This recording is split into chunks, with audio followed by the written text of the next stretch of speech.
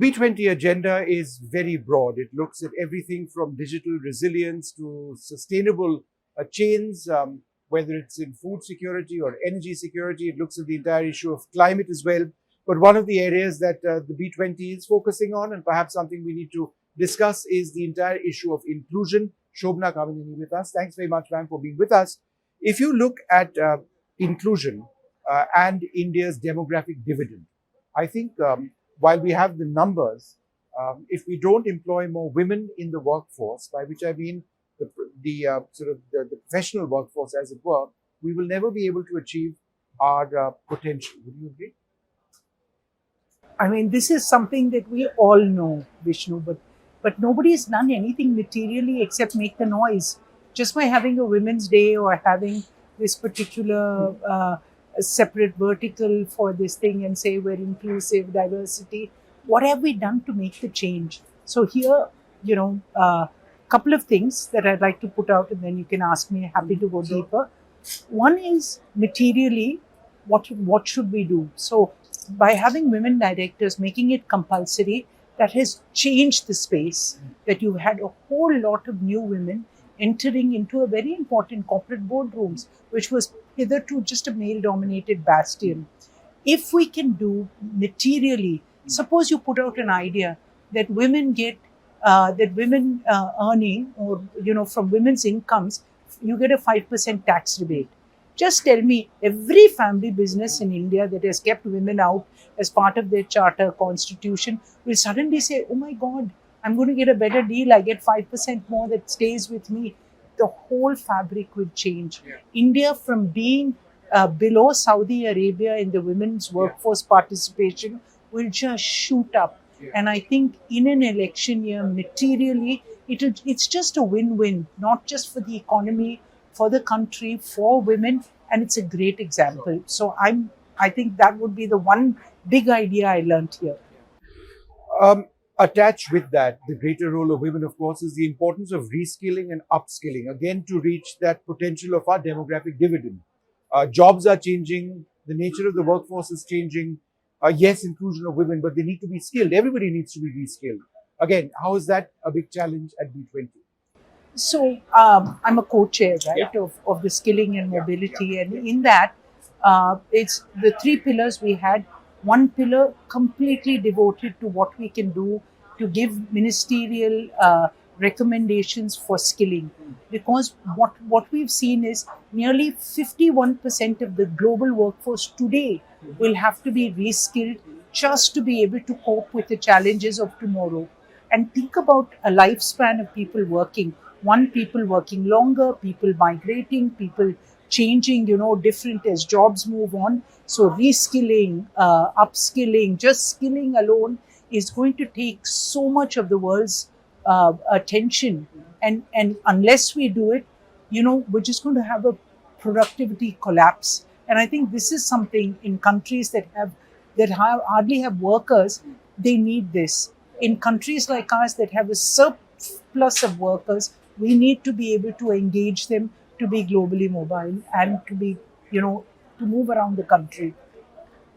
Tell us a little bit about the healthcare space. I mean, that's something that is obviously at the core of your existence almost. Are there lessons from India which can be shared with the world now? Certainly in the pharma sector, India is the pharmacy of the world. Statistically, that is correct. There have been concerns of late on the quality of some of our drugs. That being said, what can India do going forward to being a real partner for other nations? The very simple answer is India for a graying world.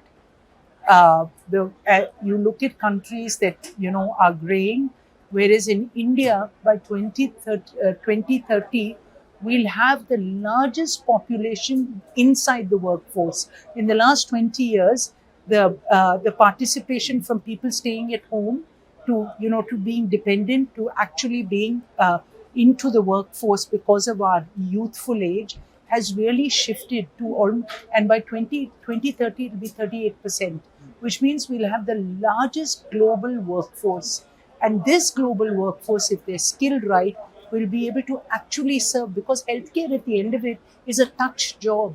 And a lot of the touch can't go away. Tech is great, it helps us, makes us more productive. So if you can merge that productivity with the touch, I think that there can be millions of Indians, like what it was for the IT sector. This is going to be the next big wave for the world. And the second part, world, what India can do is look at us. Chandrayaan showed cheaper half the cost of Interstellar the movie. Same way, in terms forever we've been that with healthcare. No matter what people crib and talk about Indian healthcare, just see the medicines today are 10% of what they are anywhere else in the world. Look at healthcare. You can have an open heart surgery at 20% of what same results Apollo as Mayo, but you go to Mayo, you're going to spend 20 times more. This is the kind of this is the kind of arbitrage is not a good word, but this is the ability of what Indian medical value travel can actually create a multi billion-dollar. Not only is it soft diplomacy, it will serve the world, India to serve the world. That's the best way to say it. Again, medicine, or even if it's not medicine, going forward, research and development and serious spends in R&D is a must. Do you believe that that is an area where across sectors India has been lagging?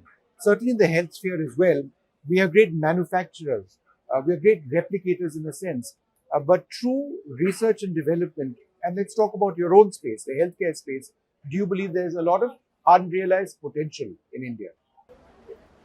It takes money.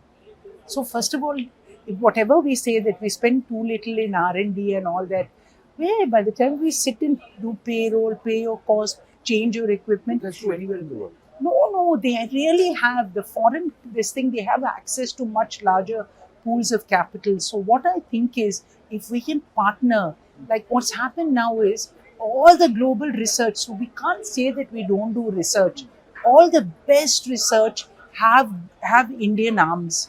If you look at it, whether it's motor, whether it's aerospace, whether it's healthcare, it's all here. That everyone has realized that they need to set up an innovation space either in Bangalore or Gurgaon or Pune or Hyderabad or any of these places. So you're seeing a different form of research which we're not counting. So this is all that I'd like to say, that it's not like it's not happening here.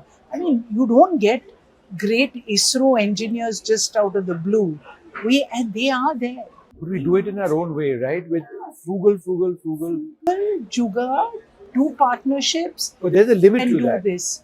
But the thing is that the world still needs a space for that, to be able to do it well. And I think India, what we need to do is, once we get the scale, and I feel that otherwise we need to disrupt. So if you look in technology, we're second to none. If you really look at it in the tech space, who's done UPI? That is huge innovation that actually served millions of people. So I won't say that when we're nowhere in that space. We just have to count the right things. Wonderful speaking to you as always, Shobana Kamineni there, telling us a little bit about her primary issues from inclusion to the healthcare space to R&D and so much more.